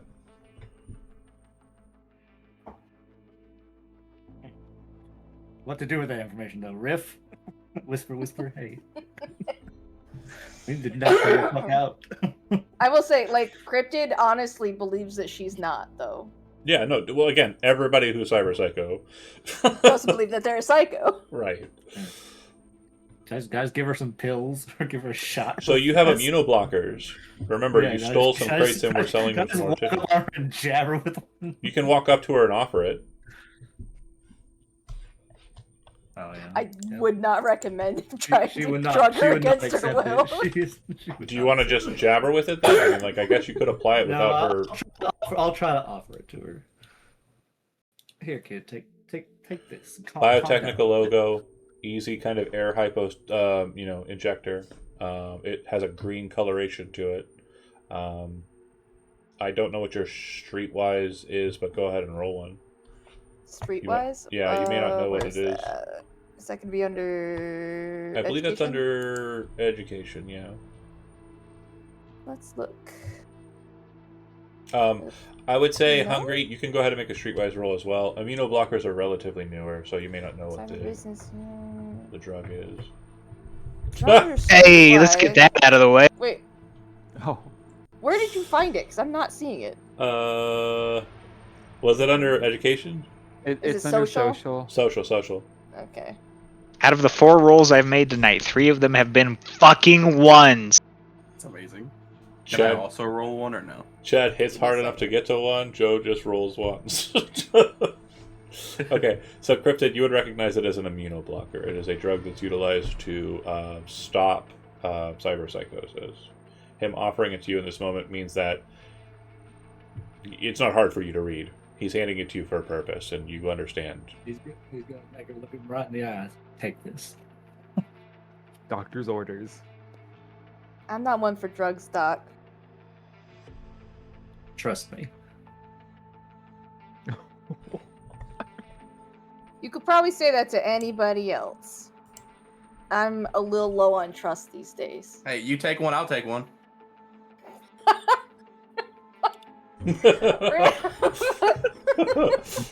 Yeah, we'll all take one. If you said that to her Hold 2 out the weeks whole- ago, she'd probably be whole okay pack. with it. Jesus. Do you all grab one? I mean, Riff's I was like, more or less. I was more or less also. Riff was like, "Hey, drugs, sure," but also in like the It's like if the Adderall. saying it to her, it's probably something important. So I was kind of trying to persuade her into it. Is there a way for me to try to sleight of hand, pretend to take it? you can try. If you fail, you I will don't know where that accidentally is. take it. Okay. It would Where is be that? under. That's a good question. Body? No, it's technique. It's technique. Yeah, I just Listen, know. Oh, go ahead. I'm not saying you're full, Psycho. I promise you, whatever information you think you have is wrong. And And I. fuck not knows now. what they could have done to you in that building while you were there. Do you want me? Why do I have pickpocket? Is that the one that? Yeah, would be let's it? just do that. All right, That's I'm our gonna pick my try pocket? it. Oh no, conceal, reveal object. That'll be it. Yeah, it's the Oh wait, same where as is that? the Where is that? last. Where's that?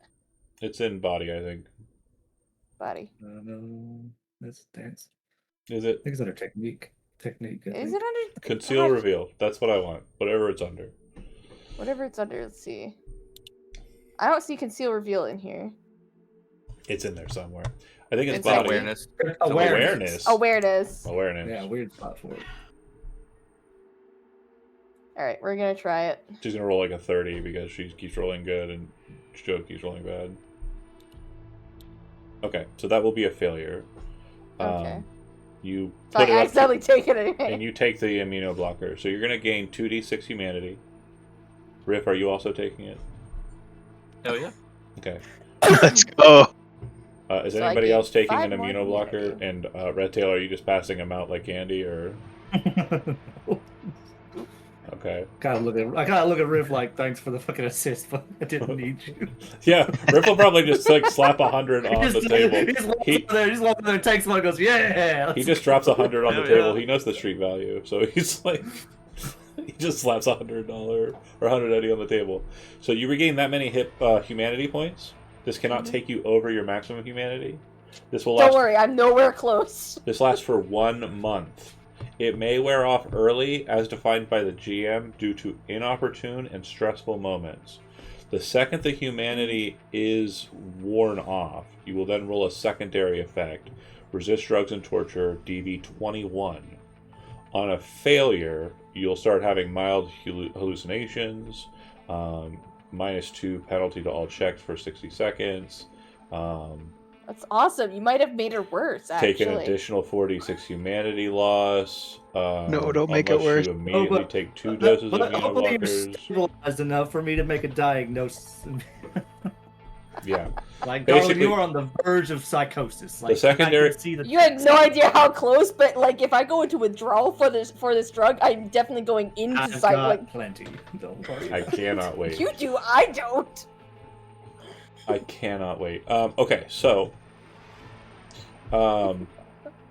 You After- are now required to come in every week for therapy for the next month. after taking the immunoblockers, there's kind of a bit of clarity. You kind of have a little bit more of a kind of like understanding of the situation. And back to you. Don't worry, Hungry. I get down to the truth one way or another. I always do. I haven't lied to you once, Scripted. I promise you. I'll tell you the same thing I told you the first day we met. We'll see.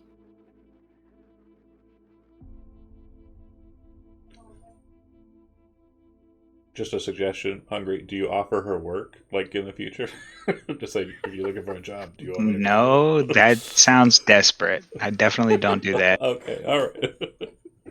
I mean, I've been trying to give jobs On out to other. topic. Yeah, I know. I've been trying to give jobs out to other people. I really don't know how to defend against that. Yeah, that- Yeah, I haven't given you a job, but that's John Dupre's fault. That's not my fucking fault.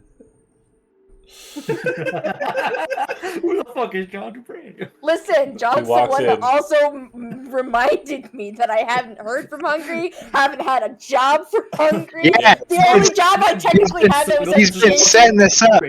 that's been That's- adjacent to Hungry. That's was part of the some- meta thing I mentioned before we fucking went live, but Yeah. we'll reel back on that. You see Yeah. a guy walk in, but it's just hands and a head floating in the air. He then turns into sand and then flies out for no reason. Oh my god, this guy. This God, fucking I need more guy. drugs. That fucking guy. I cast heat metal on him any fucking way. Fuck you. His glasses burn his face off. I mean, if y'all want to That hang out more, guy. I am doing a gig tomorrow. You're more than welcome to show up. Back on topic. Cryptid, what did you come here for? I wanted to see what you got on that ship we got. And that Gonk you brought in the other day? Yeah. The one that had King Tao written all over it. I think we all need to know what's going on with that. It's true. Cotton, go get his deck. Yeah. She comes out with the basically it's the slot shard for the guy's neck, with the shard still in it because again they seem to be kind of a combined effort. But it is pullable. It's just that the memory or the shard would be fine, but the port it's gone. So it is currently attached to a computer. All right. And it seems to be just in line with what you'd expect out of a behavioral chip, a skill chip that would basically make someone more persuasive. You want to tell me why you think King Tao needs to be proselytizing against our favor? Best guess. Is that to me? To the room. Oh yeah, because I mean, I kill a lot of King Tao every fucking day. I don't know what to tell you. They're involved in like every fucking thing. Why the hell they fucking helping clean up for Rhea? Probably money. Yeah, that'd be my guess. I mean, Talk about hell, being in bed with Militech. fair enough. Also that, but I mean, I'm sure if you pay anybody enough, they'll do anything. Yeah, 1 million eddies is sounding pretty good right now. I'm not gonna lie, but I didn't take it, did I? I wouldn't know, would I? I mean, read me. Out of character. If someone had 1 million eddies, they wouldn't be fucking living in Night City. And if they were living in North Oak. I'm just saying. They offered me 1 million eddies to take the soul shard and turn it to Militech instead of someone else. That's real. That's a real thing that That's real. happened. I He remember wouldn't that. be a fixer at this point. He'd just be off on Yeah. the beach. Yeah, fucking. Why would you still work? And why I would don't you know. work Some with people have these egos. Some street people have dogs? egos. Yeah, that's fair, but Because there's plenty of people in Night City that have millions of eddies. no. You're right. You're right. I've had a lot of Get off. opportunities to sell out in my line of work. A lot of people coming to me offering me big fucking payouts for fishy jobs. I thought that the Rhea project was something you could handle. And again, you got the truth out there. I mean, I guess that's more than what I could have expected, but I didn't want my friends to die down there. You gotta fucking believe me, kid. Again, I don't gotta believe anything, but I'll get to the truth one way or the other. But if I could make a recommendation, watch your back and watch it closely. You got some big names after you. Don't worry, I'll be watching too. I know you will.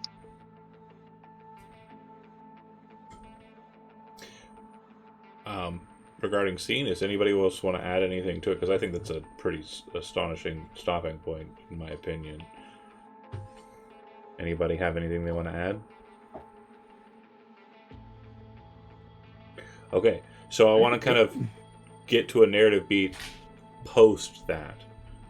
just so we understand what happens next.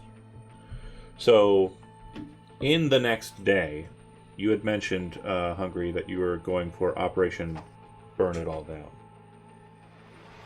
Yeah. Hungry definitely gets the vibe that something has happened to Cryptid, man, and I don't know what's up.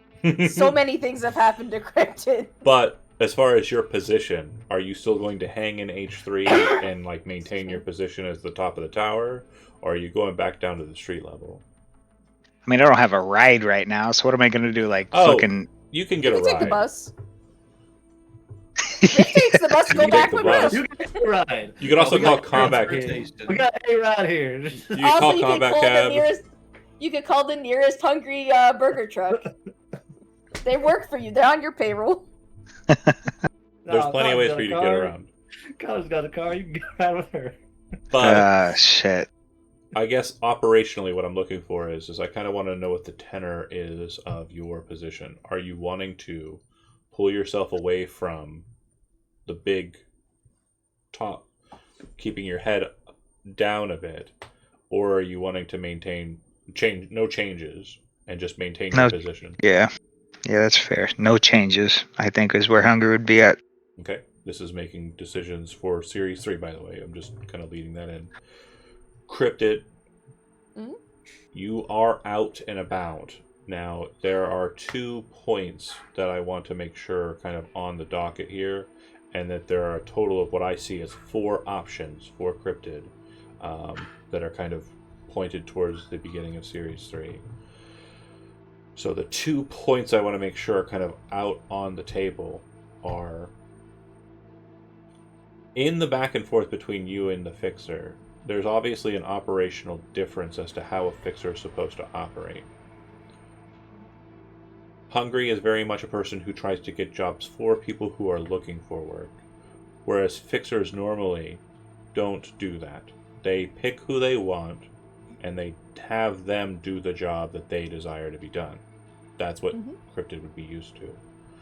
It doesn't sound like Hungry is lying to you when he says that that's not how he rolls. So, in the future, I guess my question, or on the point basis there, is would Cryptid seek work from Hungry to try and keep an eye on him, or kind of work alongside him to get more of a measure of him, or would she just kind of keep him off the decks and not call him? That's a good question. I mean, Tyler's question in the chat is pretty good. It's a pretty good question. It is a pretty good question, and I do want to get to that in a minute. Oh, hell yeah. But as far as that goes, I think right now, Corey, can you mute for a second? Sorry. I think right now, Cryptid is going to kind of maintain the distance.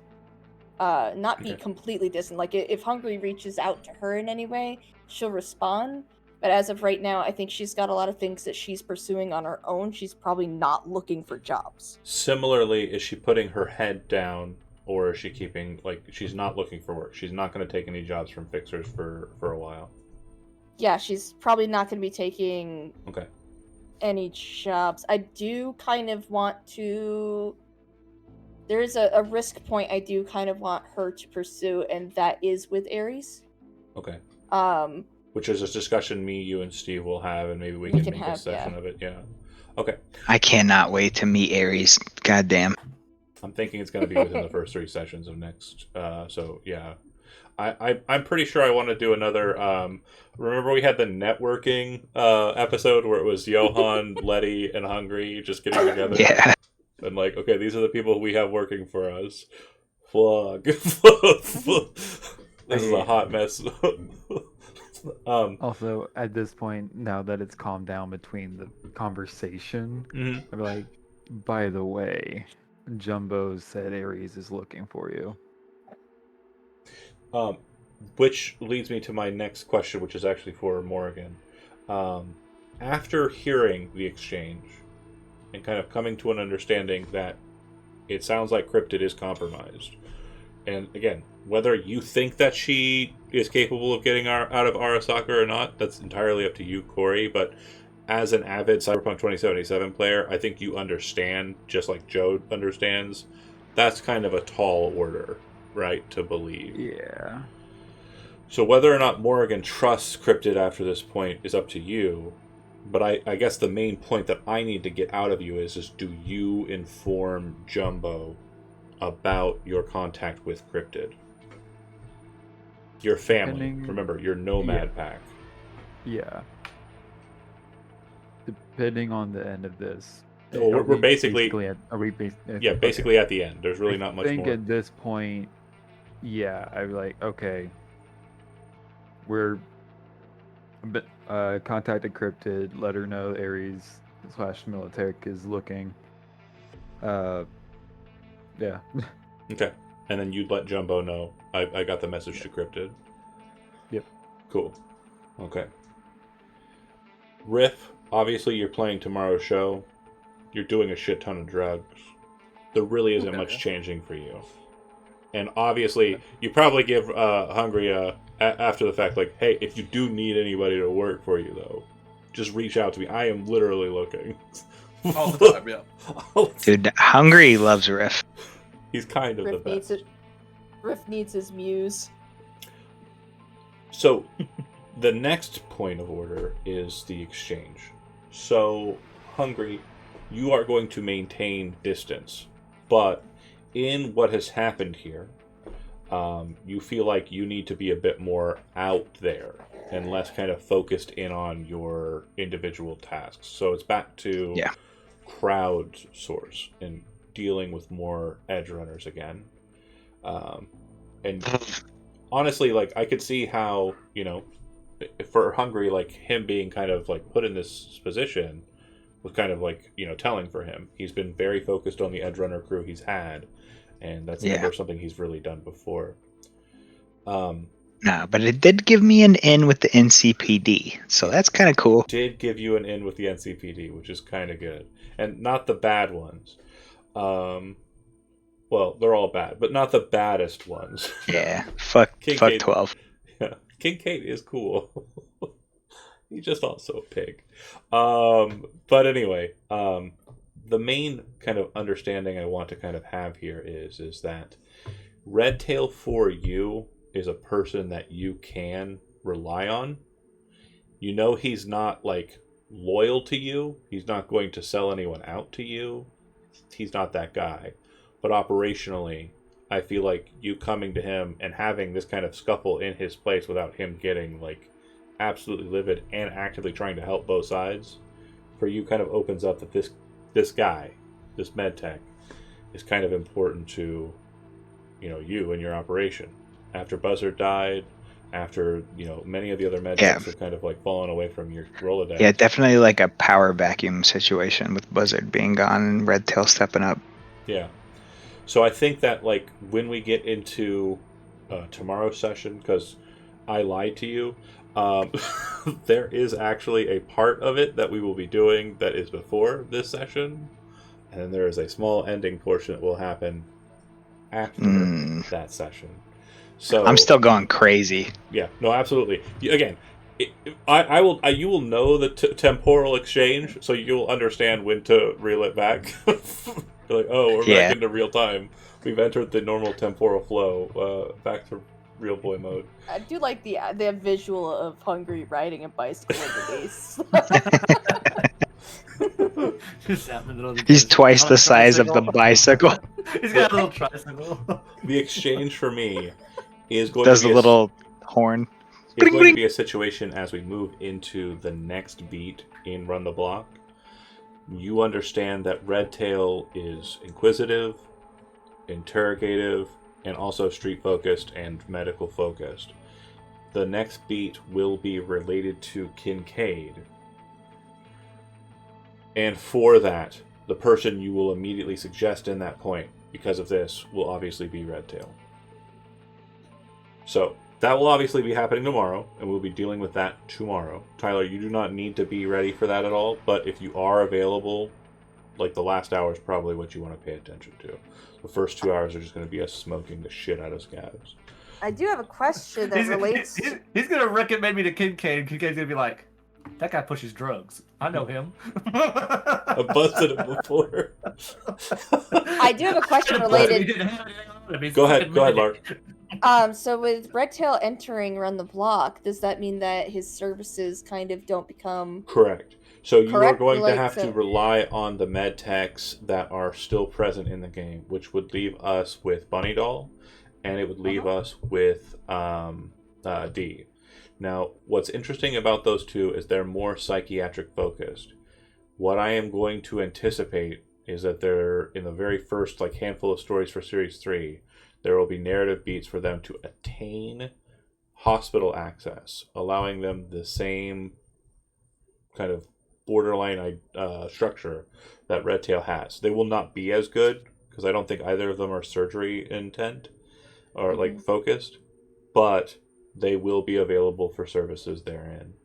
Also, when we get into Series 2, there will be a very higher death rate, because my games will become much more lethal in Series 3.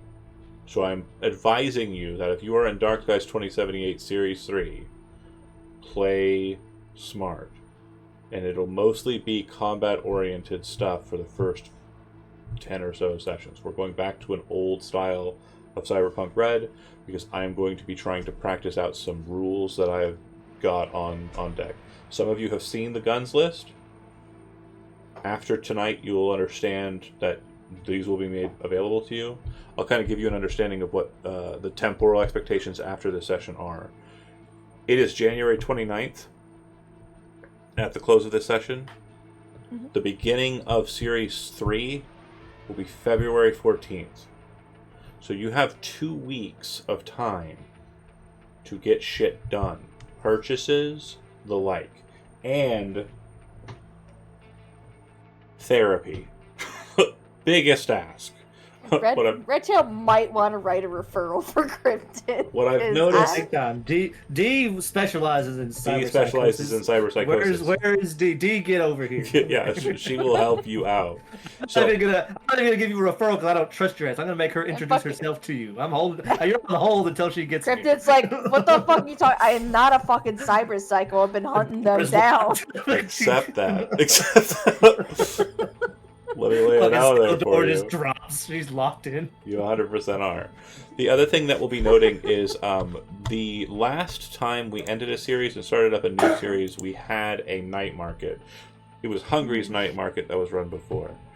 It will not be Hungry's night market that we'll be running again in the in-between. That you should expect sometime middle to end of next week, but there will be another night market for the Dark Skies crew. And again, more things putting up on the offering block for your cash. So you can spend your cash immediately on stuff, or you can wait until I start listing stuff. But most of the cool shit is going to be on that guns list. I'm going to be completely honest. It's pretty dope. I think I've done pretty well so far. Yeah. Cool new sniper. Yes. Much cooler snipers, I think. And then precision rifles as well, so DMRs and shit. Ooh. So instead of having to be all the way off in the distance. Yeah. But yeah, the Series 3 is going to be a chaotic slog of murder. And I think that the underlying narrative beat for this one has been get to G, and that has not changed. Series 3 should culminate an end to that plot point. But that will be the primary focus. But we're going back to more of a street level jobs, handling business from multiple different fixers, not just our own. But then we will also be dealing with the interplay between the fixers that we have on the table and the exec. And we will be coordinating how that will play out as well. Series 3 will be a lot longer for those watching and those who are a part of it. It's going to be 20 sessions. So Series 1 was 5, Series 2 was 10. Double it. But yeah, tomorrow, check out Run the Block. We will basically do what led up to the session, and then pick up where we left off, effectively, with Hungry and Redtail. But, yeah, I think that's it for the session. Really good stuff. Is there anything anybody wants to interject or add to close it out? Yeah, can I spill the tea now, or should we wait? You can if you want to do it on camera. Yeah, OOC, I never sold anybody out. 100%. John gave me, he was like, pick the 8 best characters that you can think of to go into this fucking mission, and I was like, okay, these guys. These are And the then best. they all died. It's not my fault. Nobody's blaming you. Yeah. No. In character, yes. You were Yes. given the Character, information. a lot You of didn't know you would be people fighting a blaming you. goddamn hit squad. Again, We all know that it is ultimately John's fault if anything bad happens, and then ultimately the player's fault if anything good happens. Yeah, right, exactly. I can never afford a happy or good feeling. So everything that happened tonight where I was about to cry tears of joy for the good role playing, that was Hungry, Encrypted, and Riff and Redtail and Morgan. That's not me. And then if there were any bad points for the session, that was me. It was definitely me. Also, above table, Cryptid doesn't fully fucking believe anything. She trusts nobody and no one, and not even the video footage she saw. I think what's going to happen too is, like, I'm assuming that you're going to take therapy, so narratively you can work on that as to how that's going to affect your. Because again, there's a lot of real stuff that's been put on the table for you, and I think Hungry is on the level, and there's no reason other than Doji's word on it that. This is a problem. Other than Arasaka's trying to spin something in a very specific direction. 100%. But I think that's a good closing point. That's our finale. Thanks for watching, those that did. And we will see you once Series 3 picks up. Just keep an eye on the channel. We'll post about it. And we'll see you then. Thanks for watching.